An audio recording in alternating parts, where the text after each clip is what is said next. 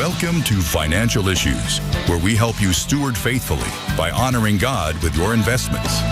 Now listen in as we give you the practical tools and advice you need to become a biblically responsible investor. This is Financial Issues, where we help you defund darkness and fund the light by investing with biblical integrity. We made it through snowpocalypse, gentlemen. Seth Udinsky, Sam Case, and your host, Mark Manila. Mark, welcome back, brother. It's great to be back. It is great to be here, and welcome everybody at the Dove who are listening in or watching. We're glad to have you with us. We're so thrilled for that new audience, the Dove. We appreciate you guys so very much. We hope that you will learn more about us. You can visit financialissues.org to learn more about our ministry. Boy, it's going to be a good time, guys. We weren't able to be live yesterday because of the snowstorm, but we're back live today, and the phone lines are wide open. Give us a call, 610-363-1110 on this Tuesday. We all rode in our dog sleds into work, so if you hear any barking or howling in the background, that's what that is. We all had to ride our dog sleds over the ice, blood, and bones to get to work. That we go to be with you all. Yeah. Dedication. I can just imagine Sam with his park on with the big furry hood around the front. Yeah. Got to keep my ears warm. Mush. Oh, that's awesome. Well, it is delightful to be here with you folks. And again, the phone number is 610-363-1110. On today's show, guys, a lot of questions to get to. Of course, your calls as well. Give us a call right now. Also, the U.S. government took another 10% stake in a publicly traded company. We'll see what's going on there, if this is a good thing, bad thing. But first and foremost, guys, let's turn our attention to what's going on over in Minneapolis. It looks like the Democrats are once again threatening to shut down the government over the ICE raids that are happening. Sam, give us the details there. Yeah, it's weird because we shut down over ICE yesterday too, but that was a different kind of thing, different kind of ICE, different kind of shutdown. But you're right. Senate Democrats are signaling they're willing to shut down the government following yet another killing of an anti-ICE protester during a confrontation with federal law enforcement over the weekend. Again, in Minneapolis, as you said, Chuck Schumer, the head of the Democrats in the Senate, said they will only support a spending package that excludes funding for the Department of Homeland Security, under which ICE is a part of. The government is currently facing a partial shutdown over the weekend. It would, I believe, begin on Friday. But what's funny about all this is it's unclear if the Democratic opposition would really have any impact on ICE operations at all, because much of the funding for those operations has already been covered in the big, beautiful bill. Interesting. Mark, what do you think? Yeah, it's really interesting. I think the way they frame everything is just so sad. They make it sound like we have a leftist organization that is protecting Americans. But the reality is this is all optics. It's all theater. They were going to shut down the government as soon as they could.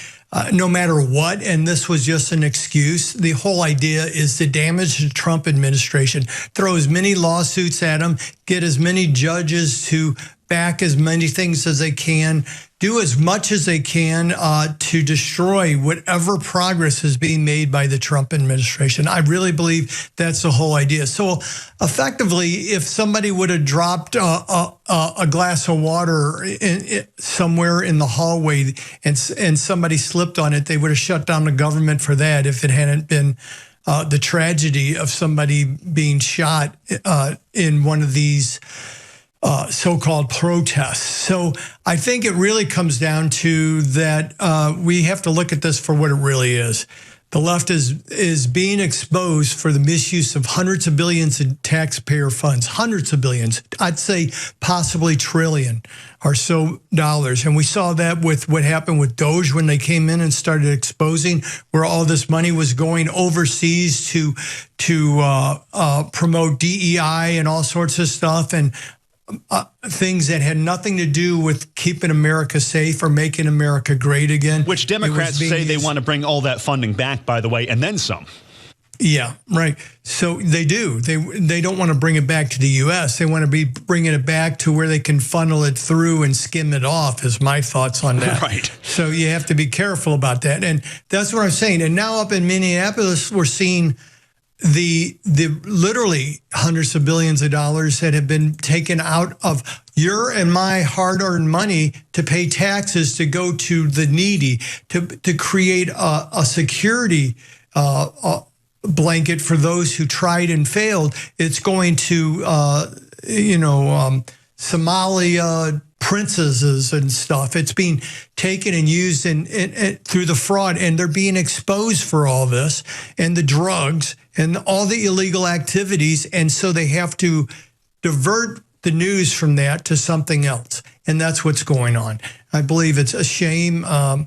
You know, I just think it's very sad, the whole thing, and we need to see it for what it is. They would have shut down the government no matter what, because they need to harm they're trying to harm the administration that's there, because their money, they're being exposed for who they really are, and they're losing hundreds of billions of dollars that they've been able to tap into for whatever reason they wanted to do that, and it's just going to cause a lot of problems. I think if they shut down the government again, this time it'll be very clear who the culprits are and why.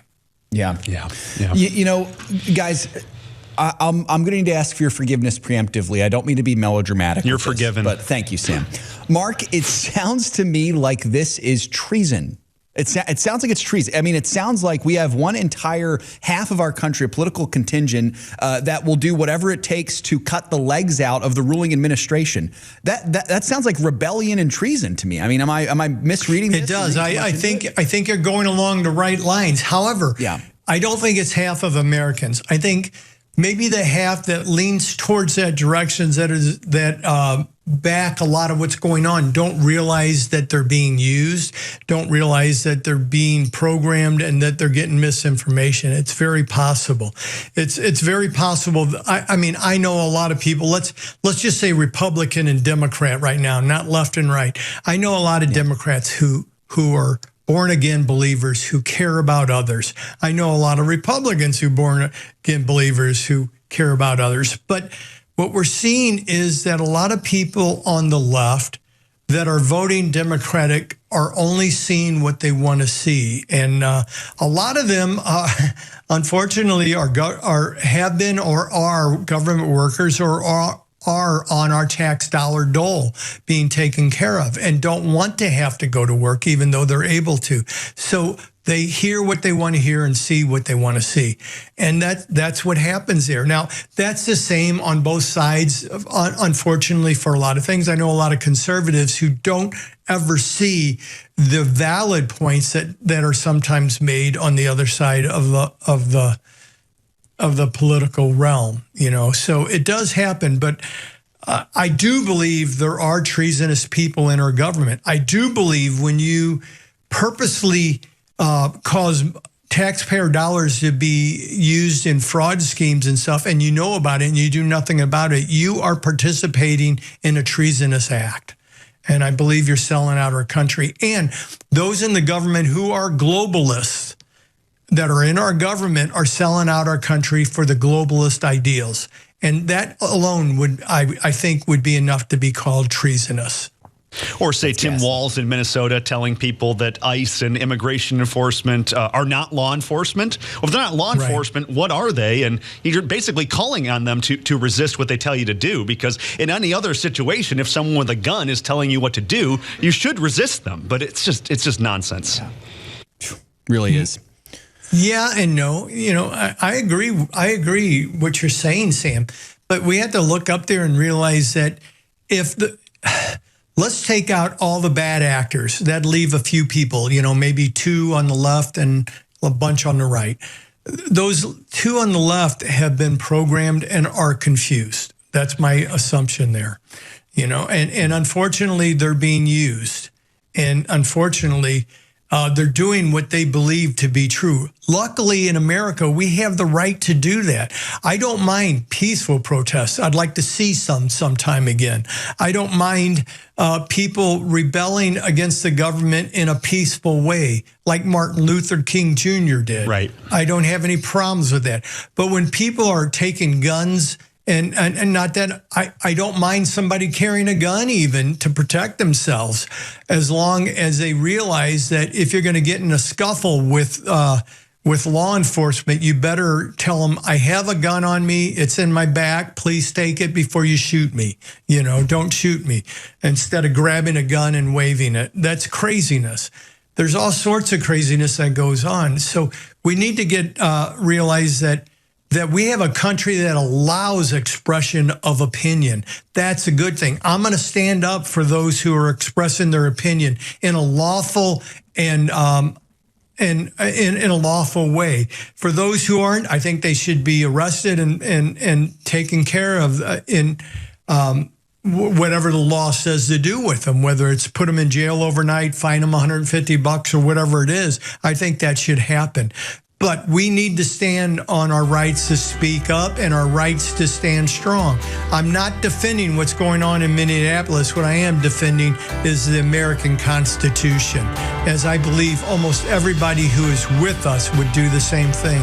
Let's be praying for all those in Minneapolis and those who may not be getting the full picture. And stay with us here at 610-363-1110. You can call in with your questions.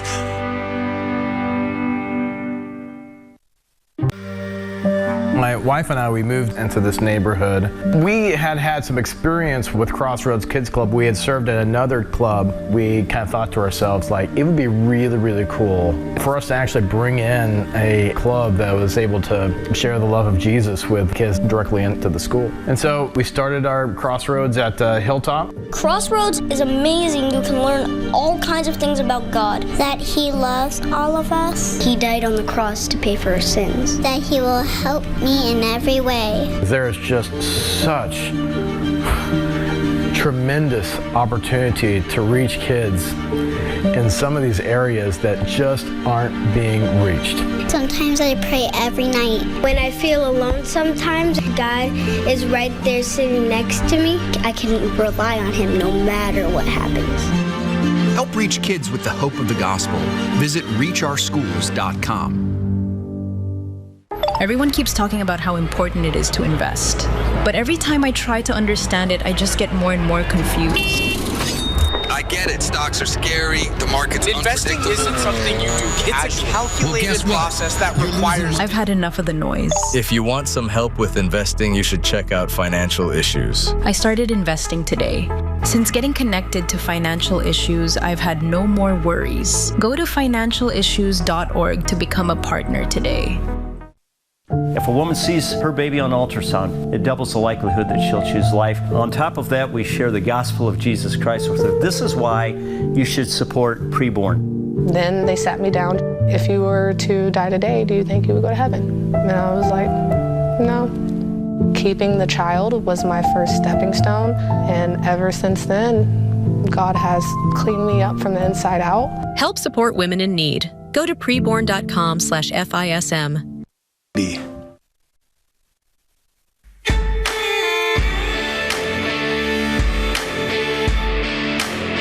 Folks, you can call in right now, as Mark just said in that last break there, before the last break, 610-363-1110. And a warm welcome to our audience on the Dove. We're thankful for you. We hope that you will learn more about our ministry. You can check us out at financialissues.org. But grateful to have you as part of the FISM family here. Really excited. And Seth, yeah, Mark. Let's just remind our friends at the Dove that, you can join in the conversation, not only by listening, but participating by calling in, but also by going to financialissues.org. And our chat room is very active. Hundreds of people are in there discussing what's going on in the show and other things. You're welcome to get very lively. That as well. And I know, fun people in there. Mark, we have a large audience as well that listens or watches the show at a later portion of the day, later part of the day. Maybe you catch the app. Maybe your TV or radio station watches or listens later on in the day. So in order to catch the full show, you got to listen to us at 9:05 Eastern Time. And the place to do that is on financialissues.org/watch. Again, 9:05 Eastern Time, 8:05 Central, 7:05 Mountain, 6:05 Pacific. Did I get that right, guys? Probably. And might I add, the website's the only place you can watch the overtime on Fridays. That's right. Don't forget the overtime. That's good stuff. So give us a call, folks, at 610-363-1110 here. Mark, let's get to the phone, shall we? Let's do that. Hey, Ken, welcome to the show. Glad you're with us. What's on your mind this morning? Ken, are you with us? Ken from Arkansas. Yeah, I am. Hi, Ken. Welcome to the show. You were talking to. No problem. Hey, brothers, man, good to hear you this morning. My question concerns minimum distributions. I'm 67, and I'm not drawing on any of my investments. I have perhaps, I don't know, maybe hovering around 50 different holdings. And of course, like any portfolio, there are things during the course of the year that are up and down and flat. And my thought is, before I reach that golden 72 or 73 or whatever it is, that when I have things that are down during that year or flat, trying to move, say, 5 to 10% of my deferred tax stuff into my Roth IRA, if I can stand the hit. So when I make it to 72 or 73, that my minimum distributions will be less. Yeah, it's a good thought. I like the idea, Ken. The idea is if you're in a tax bracket that you have some room in, so maybe you're not working now, you're between retirement and forced required minimum distributions from your IRA, you can start converting your IRA into a Roth IRA or roll over. If you, I think you said you had a retirement plan somewhere, but you could roll that into a self-directed IRA and then do the conversion or partial conversion. You do realize that when you do that conversion, it'll be fully taxable. It'll be added on to your income for that year. So some people use a strategy where they max out a tax bracket. So let's say you're in a tax bracket and you could take on another $100,000 before you max that tax bracket out and it goes into next. You might convert $100,000 if you have the money to pay the taxes on that right off the bat. You know, that if you're willing to pay the taxes on that.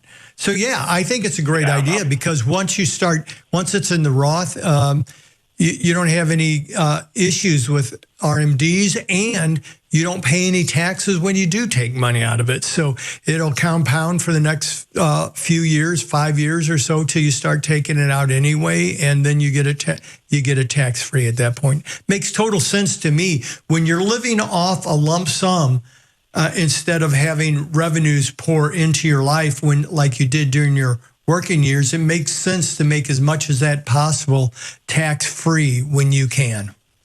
Did that help, Ken? Yeah, it does, and I probably won't be able to stay out of the next tax bracket. I've got whatever you can afford, right? Retirement, yeah, exactly. So, but at least start chipping away at it. So when time comes, it'll be a bit less.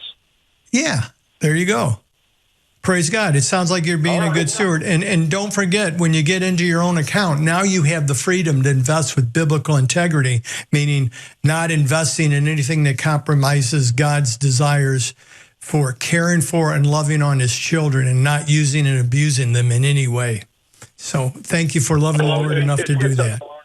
It's all been in a self-directed traditional IRA for a rollover for quite some time. So I definitely have control of that.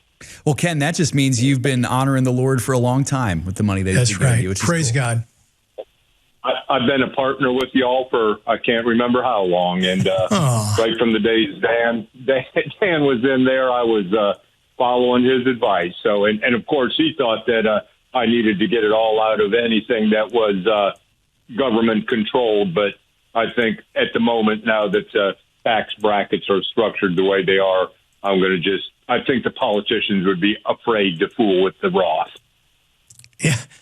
Well, they might someday, but boy, I tell you what, every year I've heard about somebody in Congress is proposing the idea of taxing capital gains within the Roth, and then they realize they want to get reelected again, so they back off. So we have a little power still, Ken. God bless. God bless. Thank you, sir. Ken. Good to hear from you. That's awesome.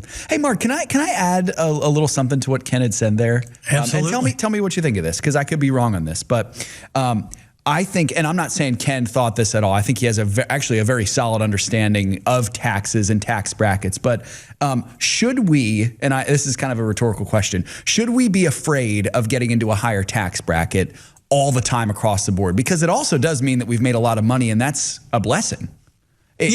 Whenever possible, you minimize taxes, but not at the expense. That's illustration again. Seth, I give you $1, but you got to give me 25 cents back. Yep. Okay, that's good. But what if I gave you $2 and you had to give me 35 cents back? Would you still want to do it? That's good. No, I would love to do that. Absolutely. That's even a better deal for you. Exactly. And that's unfortunately a lot of people miss that. But you get into higher tax brackets, you pay a lot more taxes, and it just feels wrong. But you're also bringing home a lot more money. That's the bottom line. Yeah. Well said. You got to look at the bottom line of it all. Awesome. Mark, thanks for that. Ken, it was a great question. Bottom Line Accounting by Mark Minella. There you go. Maybe that's the name of your next book. We should trademark it. There you go. It's a spin-off show. Right now. That's right. Folks, we got a couple lines open, so you can call in at 610-363-1110. And Mark, I wanted to get your take on this one. So, Sam, let's tee up this Trump stock market analysis story because a lot of people... The story has been teed. Yes, CNN. Thank you, Sam. CNN is sounding the alarm bells because Trump's first year in the White House was not as good as other first years were in terms of the stock market. Even though they admit in the article, hey, it was actually pretty good. Right. Yeah, Sam, what are the details here? Yeah, so the story, according to CNN, is the stock market in Trump's first year back in the White House was the weakest first-year performance of any president since 2005. So that was Bush Jr.'s second term in office. So you think, oh, that can't be so good. What was the returns? Well, actually, it was 13.3%, which is pretty doggone great. But by comparison, it was less than other presidents. For example, under Trump's first year in office, in his first term, he gained over 24% in the stock market. Oh, they forgot to mention that. Yeah. Well, it's things that slip by, right?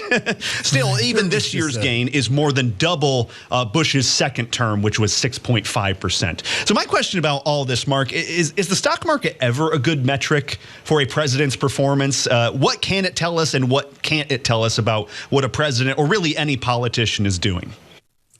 Well, excellent question. I would expand it to realize that I would never use the stock market as a measurement of how the president is doing. What I would use is real wage increase. I would use the stability of our economy. I would use all these things that affect the average American.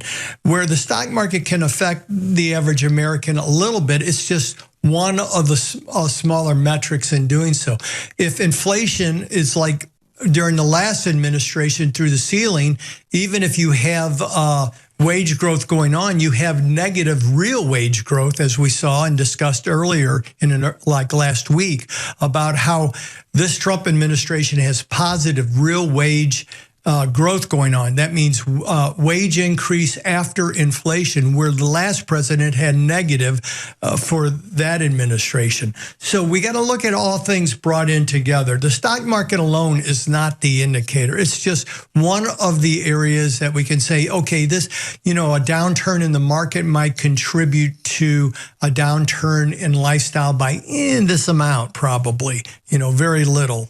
Is what I'm saying. So we have to look at it in reality. So there's other measurements that do much better. And by the way, a 13 to 16% first year gain is right in the middle. It's the average of what's gone on since the stock market's been alive. So you're saying that having a average stock market is a bad thing, is what they're trying to say. No, it's not. And you know why they stopped there? Because if they went back further, they'd see that he did better than a lot of them as well. So that it's just another way to say something ugly about an administration you don't like. It also seems kind of odd to me to be looking at a president's first year in office, because at that point, the policies haven't really taken place in the way they would in the fourth year, Well, for most presidents, they haven't. But what we've seen with this president is they have. We see that families are better off financially already because of real wage growth, because of inflation coming down. Not just inflation, because we've seen deflation in minimum. We went through the top 10, which was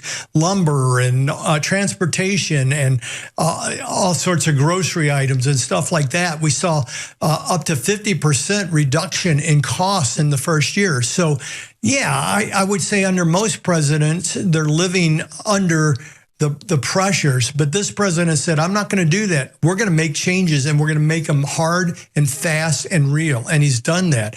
Real wage growth has grown. Cost of living pressures on households has come down.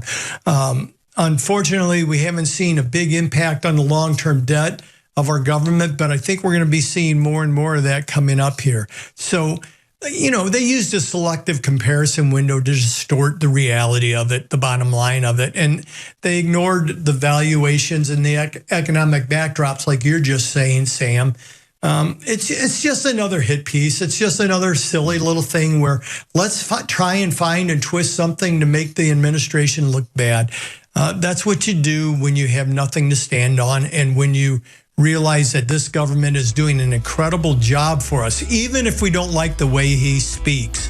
But we do like the way you speak, and that's why we're going to encourage you to call in at 636-11. I'm sorry, 610-363-1110. You don't need it. There you go. 610-363-1110.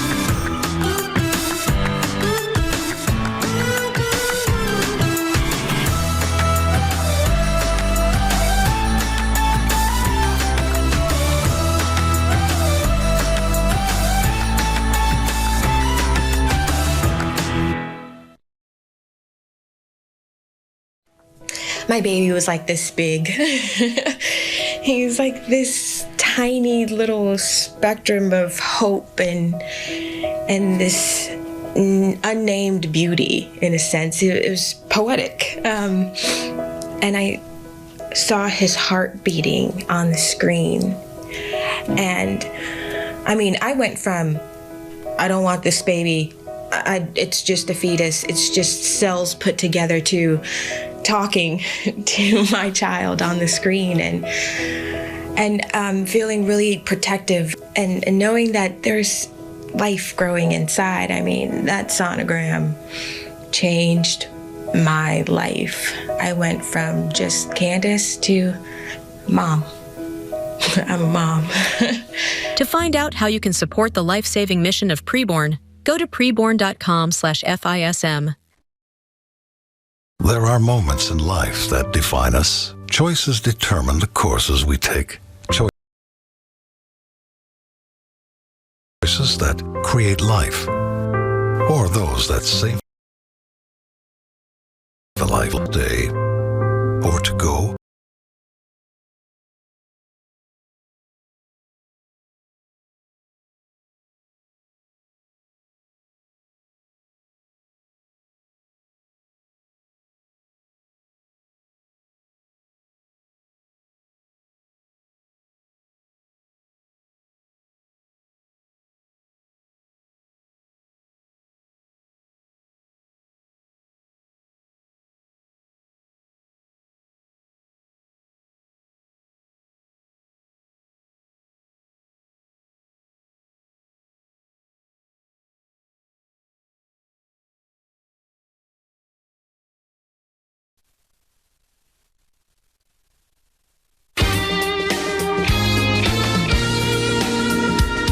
Grateful to have all of you on Financial Issues, and grateful for our new audience on the Dove. Welcome to you. Hey, folks, I hope you'll check out, speaking of articles, now this is not a hit piece.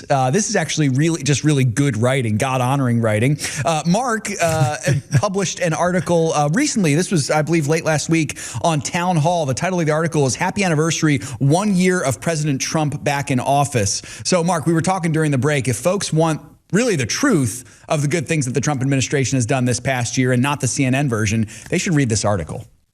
Yeah, it actually looks at the real numbers and the impact it's having in America and what's being set in place. And I think I even bring in there the few things we're concerned about. Yeah, absolutely. I mean, this, Mark, that's one of the things I appreciate about you in general, but this article as well is it's not just supporting Trump blindly, but this is looking rationally at the good things. It's results-based. It's a results-based business, and we're looking at the results, and the results are mostly good, and there's some things to be concerned with as well, and that's really what it is. So, yes, really good stuff, man.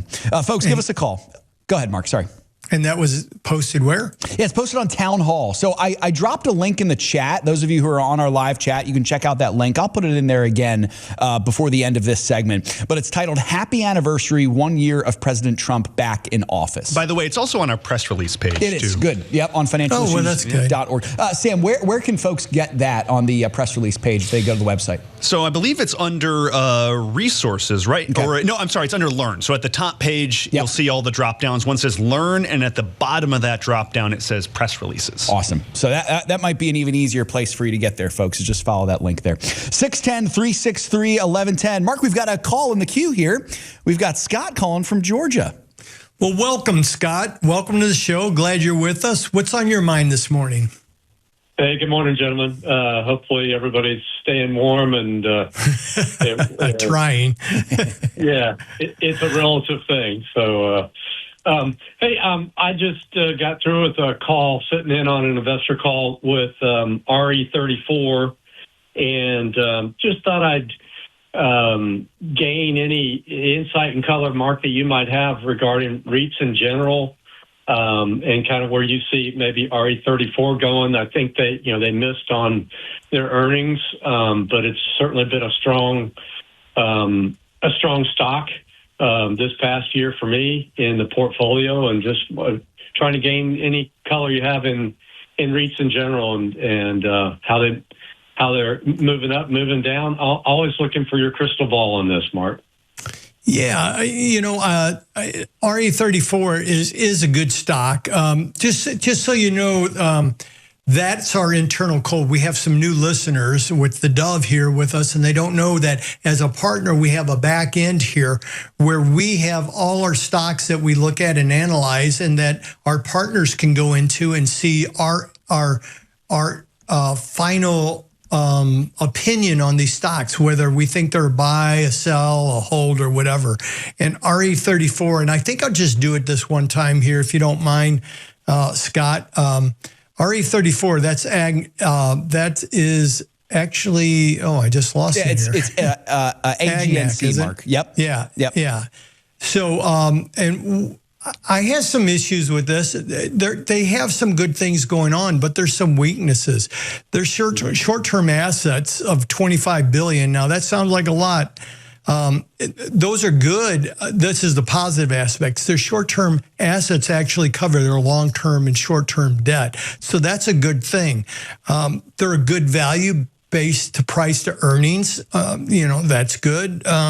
They're expensive compared to other REITs in the industry, and that's bad. So what I like about them is that they do have a lot of positive things still going for them, and they have a great dividend yield, which you're saying they missed that. What did you say that you just got off a meeting with them, and what? Yeah, they were off by 2 cents on their earnings per share. Diluted. Okay. And that, yeah. And we kind of expected it. We've been warning about some things like that when you have the kind of situation that they're having, where their debt and long-term, short-term debt seems to be out of control a little bit. That's one of the things we want them to get under control.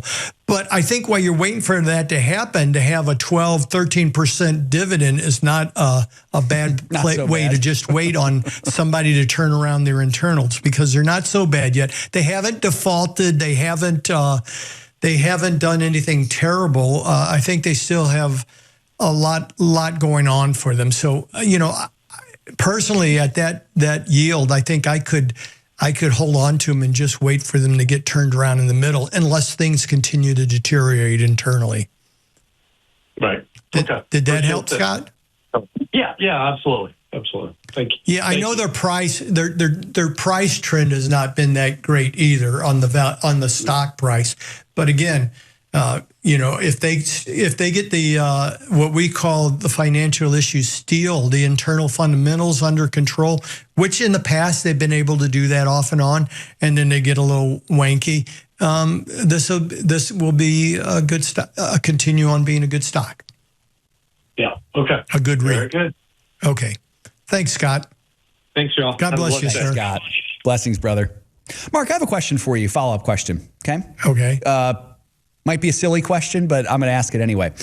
This particular holding that we just talked about, roughly a 12% dividend, so it's pretty nice.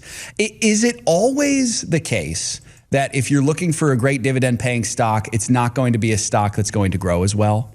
Is that always the case, or is that no? It's not always, but generally things like generally REITs aren't aggressively growing anyway. Yeah. Preferreds definitely not. Preferreds usually hover around their strike price at $25. So they're more like a bond than they are a stock at that point. Some of them do grow, but not most of them. So I would look at the total return on an investment, not just its growth rate, not just, what has the price of this security gone up or down, but that plus the revenues you derive from dividends and interest. If you take it all in together, add it up, and look at how much wealth you have today compared to 12 months ago, that's your real return. Good way to think about it. Yeah, appreciate that a lot. A relatively similar question that we got here, Mark, is in from Steve. He's 63 years old, and he says, "Good morning, Mark. Do you have any guidelines or thoughts on how to diversify the fixed income portion of the income portfolio?" So he might have some REITs in there, Mark. Thanks for all you do. What insight would you have for Steve?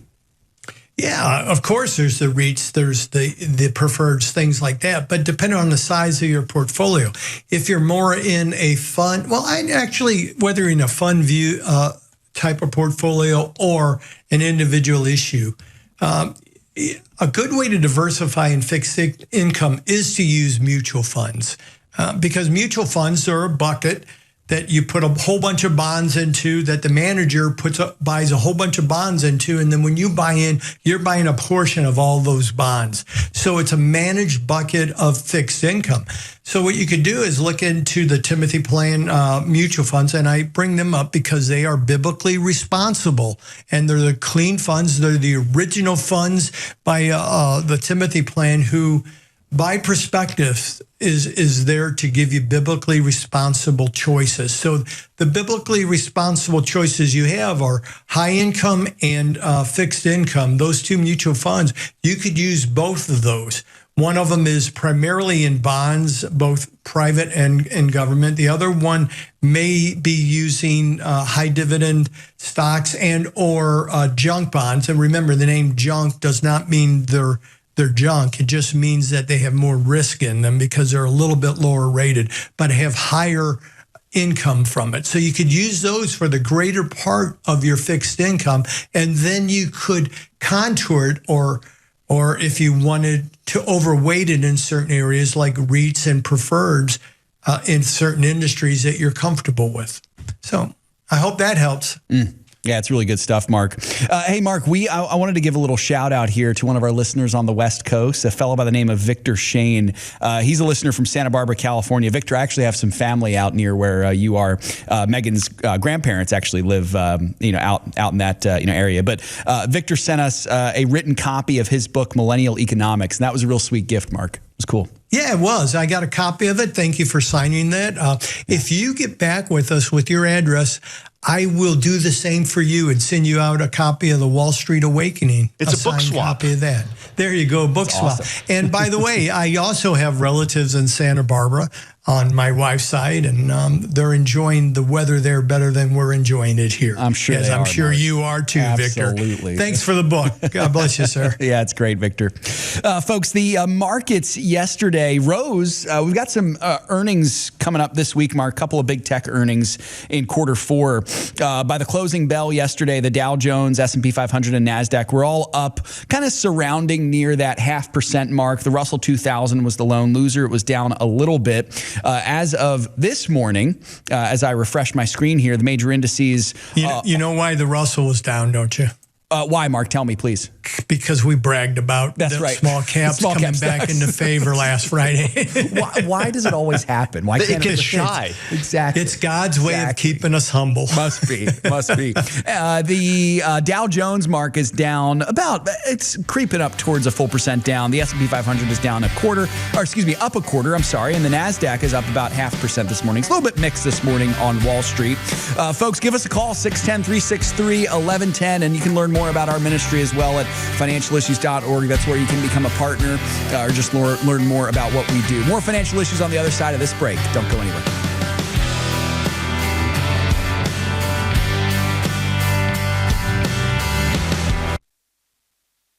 I heard about Jesus in my public school, and my life changed.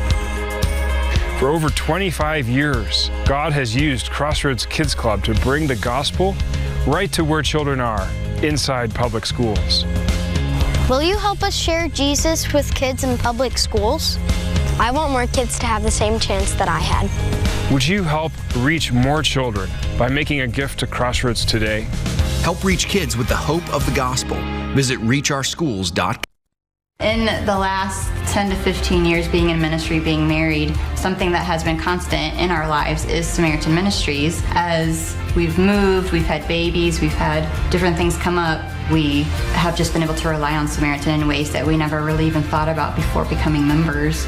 Our heart's desire is to plant roots and be in a place for a really long time. It's how we were raised. We see the benefits of that, but we also see the open-handedness of being used by the Lord wherever He calls, because we just assumed when we started pursuing church planting, the quickest way to get from point A to point B is a straight line. And with the Lord, sometimes you find out it looks a lot more like this. And yet, Samaritan was with us through the entire thing. We didn't have to look into, we have to change insurances now because we've moved states or whatever the case may be. And it's just been a real blessing to us in different phases of life. I'm Kyle. I'm Colleen. And we're the Gen X. And we're Samaritan members. I found out I was pregnant when I was 21 years old. For me, I was scared, I was shaking. They do an ultrasound. And that's when everything changed. When I saw my baby and when I heard her heartbeat, that was it. We've seen the hand of God ever since we stepped into the pregnancy center. To find out how you can support the life-saving mission of Preborn, go to preborn.com/FISM.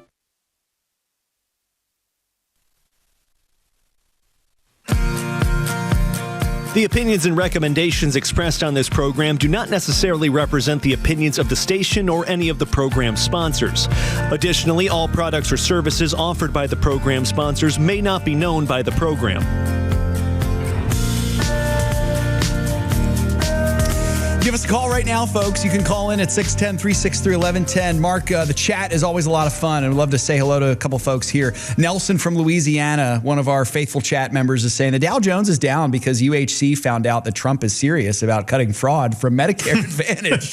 That's good, Nelson. That's cool. Yeah, that's awesome. And then Lisa, of course, giving me my nickname. I'm now Sir Sirth in the chat. I think it's because I love knights and stuff. But she says, stay in your house. If you were homeless, you'd think it's a mansion. Be happy. Lisa, I'm planning on it. In fact, we're coming up actually in a couple days. Will be the 8-year anniversary of being in my house. And it's been a Seth, wonderful how did gift. the Sirth thing happen? Was that just a typo on someone's part? It. I make so many typos in the chat, and I think I spelled my name wrong one day, and it just stuck. That's how it goes. His official FISM spelling is SERTH. Exactly. Hey, I don't know if the two of you realize this, but there's when this at 5 o'clock today, when this airs on the West Coast, there's going to be a lot of people who are going to have the same time thing that we have where, oh my gosh, we're already in the fourth segment. Yeah, exactly. It zips by. zips it does. by. It really we does. figure out a way to make time go fast. There's some sort of financial compression issues in the space-time continuum during the financial issues show. Time flies when you're having fun, boys. That's good stuff. That's right. Give us a call, folks. 610-363-1110. Interesting stuff. I teed this up at the top of the show, guys. So the Trump administration is taking a 10% stake now in which company is it, Sam? Give us the details here.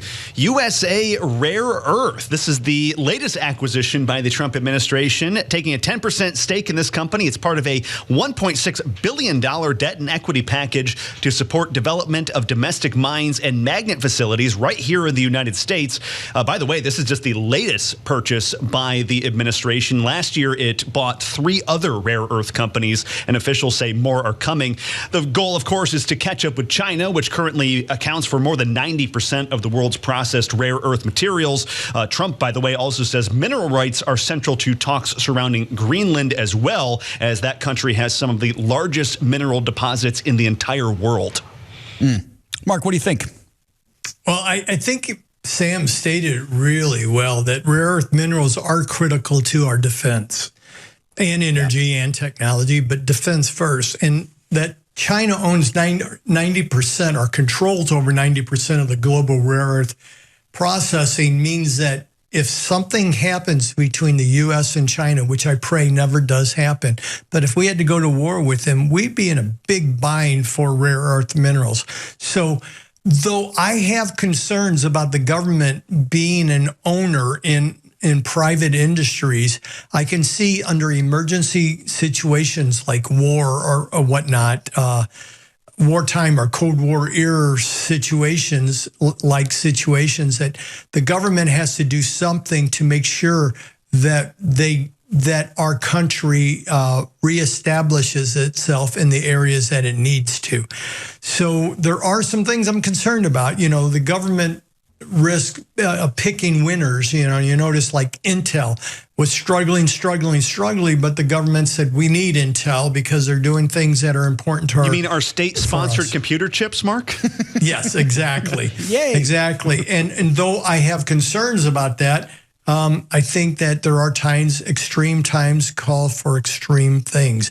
What we need to do, though, is make sure there's guardrails in there, like there's a clear and concise out at some point that once we're established, once we're got things in order, they get out of it and they put that money towards the debt from the sale of the stocks one can dream. Have chosen and picked. Yeah. Yeah. My concern with these types of things is someone's always going to be starting up some other company, some guy in a garage is going to come up with an idea, and then the government's going to be incentivized to crush that guy because it now interferes with our stocks. There you go. It's always something like that. Worse yet is that half the brothers, sisters, nephews, and nieces of some congressman is going to start a bunch of companies that they're going to funnel money into that support the company that they're backing. You know, so the money can go 2 or 3 steps of being laundered down to that family. That happens. We saw that in every war, and we've seen it over and over again. Or a company like Intel starts. Stay negative. Let's be hopeful and positive. Doesn't also create the too big to fail risk too, like the sunk cost. If a company's already going down and the government's bought into it, now we're incentivized to kind of artificially prop it up. For sure. Yeah, and hopefully, you know, when they did that when the auto companies were filing for bankruptcy and everything, it worked out in a positive way eventually, but a lot of people got hurt. A lot of normal everyday people got hurt because they ended up losing gobs of money as the government gave more and more to the unions and more to other areas and reestablished the structure. And, you know, so there's winners and losers in that, and I don't like it. I like when the market does it, but I do agree there are extreme measures at extreme times. So we have to weather that out. Let's be smart about it. Let's be wise. Let's make sure we get those guardrails in place. Absolutely. And with that said, let's go to our calls, Seth. It looks like we got Janice here. Janice, welcome to the show. Glad you joined us for the first time. What's on your mind? I want to, this is my first-time caller, and I'm listening to you guys right now, and I was wondering, I'm trying to open a portfolio. First-time caller, never did this before. So can you give me some advice? Absolutely. Thanks for calling, Janice. I'm very happy for you that you're in a position that you're going to open up a portfolio. First thing to do, obviously, is to, if you're going to open it, if you already know what your goals are, the first thing to do is to realize, what are you investing for? What is your goals with that money? Because that'll help you determine what kind of investments to get in and what kind of asset allocation model you might want to utilize as well. I know, though, if this is your first time, the concept of asset allocation might not make a lot of sense at this point, but know what you want that money for. That's the first step. And then you're going to look at the type of account you're going to open, because having that goal will help you decide that too, because you'll have a time frame. For example, if you want this investment to be so that you have more money down the road when you retire, or a shorter term goal, maybe, that's what it's for? Well, let's stop there. Yeah. Then you could open up something like a Roth IRA, okay? And what a Roth IRA is an investment account that does not defer taxes, does not give you a tax deduction, but it eliminates all taxes on your growth and the income within that IRA till you take it out. And the time to take it out is after age 59 and a half, because then you can take out not just the principal, but the principal, interest, and growth on it totally tax-free. As much or as little as you want to. So by starting a Roth now, you also, by the way, along the way, have some other options for taking money out of it. Any money you put into it, you can take out as well, the contributions to it once it's established. Okay. So a Roth might be the way to go there. I'm not telling you that's what you should do. If you believe you might have to tap into it for emergencies, if you don't have your emergency fund set up at your bank, a savings account, if you might have to tap into it, you might not want to do a Roth or any IRA, because there are penalties for taking it out prematurely. So you might just want to open up a traditional individual taxable account, which still has some tax benefits for, like on long-term capital gains. So by establishing your goal, you can determine what kind of account, and then you go find a brokerage to do that at. A lot of our partners here, they use Fidelity or Schwab, since they're some of the largest, and they have all the accounts you'd want, and they have a lot of the investments you want to be able to invest with biblical integrity as well. So, so those first steps is figure out the goal for that. Figure out if you're comfortable with it being locked up against penalties and taxes if you need to get to it early. And then if not, go with the Roth IRA if you have earned income to be able to do that. If it is important to have liquidity in it at all times, you'll want to go with just a traditional individual taxable account. And, we have some great videos on the back end of our partners. If you're not a partner, you might want to become a partner here, because we have so much good training videos and information. We actually have stock picks, our analysis of stocks that you could go through for the different asset classes that show which ones we feel are worth buying now and which ones we believe maybe are a little not worth buying at this point, but worth holding. And then some that we're saying, hey, I'd get away from these. So we give you those insights along with asset allocation tables that show you the different sectors that you might want to invest in to give you the proper diversification for your type of goals. And it's almost nothing. What is it, Seth? Like $132 a year or something? $132 a year, Janice. It's real easy. Janice, I'll tell you what, we're coming up to the end of our show right now. Can you hang on the line with us? And Mark, if it's okay with you, maybe we can help Janice a little bit, kind of walk her through it once we finish the show here. Does that sound good? That's a great idea, Seth. Awesome. Janice, Is that good for you, Janice? Yes. Awesome. Okay. I'm going to put you on hold, Janice, okay? Yep. That's great, Mark. See, this is wonderful. Janice, a new investor coming in, who's listening to the show because her heart says, hey, I want to honor God in all I do, including my investment. Show me how to do it right off the bat. And that's what we do best here. We're here to help you get closer to Christ, get closer to your Savior, and walk more like Jesus, even in your investments. Thank you for loving the Lord And thank you for showing that by the way you invest with biblical integrity. God bless everyone. We hope to see you tomorrow. Stay warm.